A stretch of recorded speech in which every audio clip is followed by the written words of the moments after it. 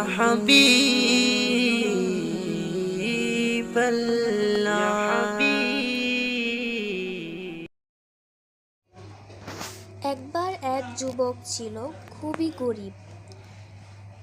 সে কাঠ কেটে জীবিকা নির্বাহ করত। একদিন সে জঙ্গলে গিয়ে কাঠ কাটার সময় হঠাৎ তার কুড়ালটি পাশের নদীতে পড়ে গেল। কুড়াল ছাড়া তার আর কিছুই ছিল না। সে বসে কাঁদতে লাগলো।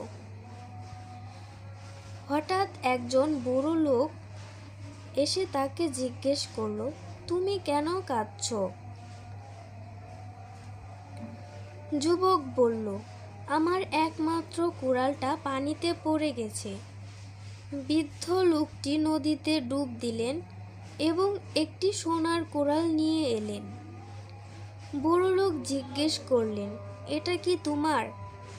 যুবক বলল, না, এটা আমার না। তারপর তিনি আবার ডুব দিলেন এবং একটি রূপোর কুড়াল নিয়ে এলেন।